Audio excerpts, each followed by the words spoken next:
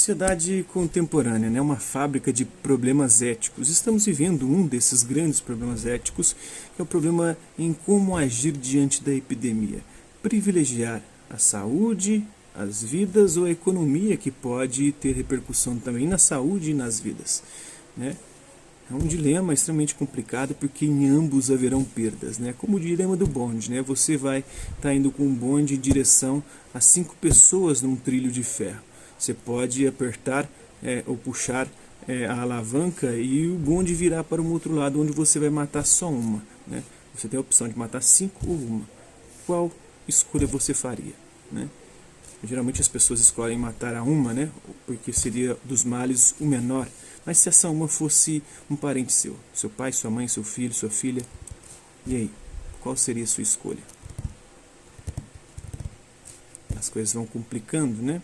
Vão ficando mais difíceis, e é justamente isso que os dilemas nos apresentam, né? Os problemas éticos.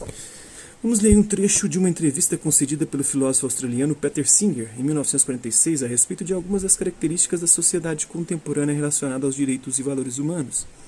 O entrevistador, né? Você acha que hoje em dia temos que nos preocupar com mais questões morais do que no passado?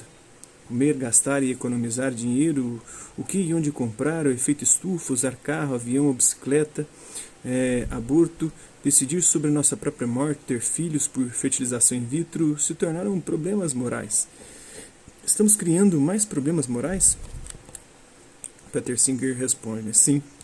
Essa é uma observação interessante, porque se nós tivéssemos vivido em uma pequena comunidade, não pudéssemos auxiliar pessoas fora desta comunidade, não soubéssemos nada sobre os problemas dos gases que causam efeito estufa, ou não tivéssemos a tecnologia e medicina necessária para salvar recém-nascidos com malformação congênita, ou fazer fertilização in vitro, haveria menos problemas do que temos. Poderíamos viver uma vida mais tradicional e provavelmente uma boa vida, que quase pudemos ter, mas o mundo mudou tão drasticamente que surgiram novas tensões morais. A forma como comemos, especialmente se comemos muita carne, vamos contribuir para aumentar as emissões dos gases causadores do efeito estufa, assim como a energia que consumimos se dirigimos ou usamos transporte público, por exemplo. Acho que todos nós devemos fazer algo bastante drástico e bem rápido, e se não o fizermos, causaremos danos irreversíveis ao planeta. Temos de tomar as medidas drásticas que precisamos neste momento. Acho que temos de mudar.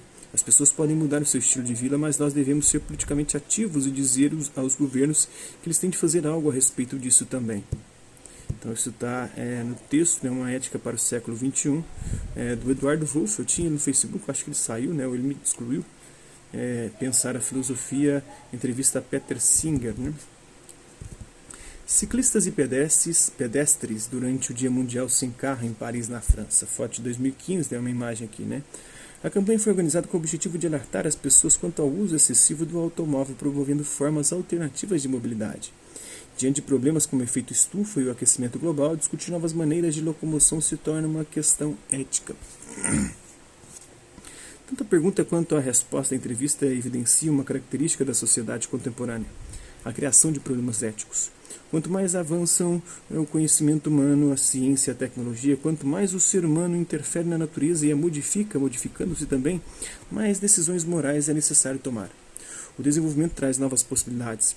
Cada nova conquista gera consequências positivas e negativas, e o ser humano tem de lidar com isso, tem de refletir, como constatamos ao discutir o exemplo da utilização dos robôs na abertura em aulas anteriores, né, em vídeos anteriores aqui.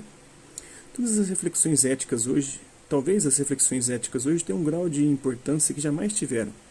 Diante, por exemplo, dos avanços médicos e genéticos, quais devem ser os limites de intervenção sobre o homem e sobre a natureza? Como o ser humano deve usar o poder científico na agricultura e na pecuária? Como deve agir em relação à clonagem?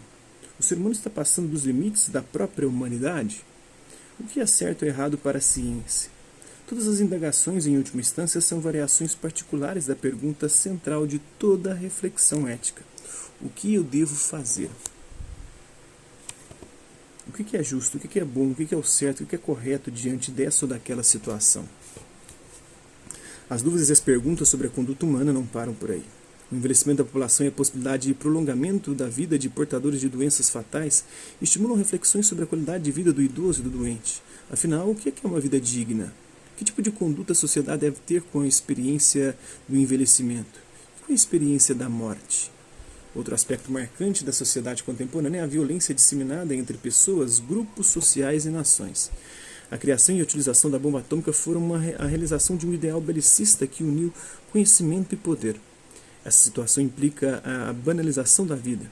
Qual é o sentido da vida? Qual que é o valor da vida humana em nossa sociedade? Por que há tanta intolerância? A vida de um idoso vale menos do que de uma criança? Como é que a gente pode calcular isso? Por exemplo, agora no coronavírus, podemos colocar as crianças na escola, deixar os idosos em quarentena, expor os idosos ao vírus, sabendo que é um grupo de risco? É possível ser livre uma sociedade na qual predominam o consumismo, a massificação e o controle? Como é possível ser livre se os padrões de comportamento estão rigidamente estabelecidos e são cotidianamente divulgados pela mídia?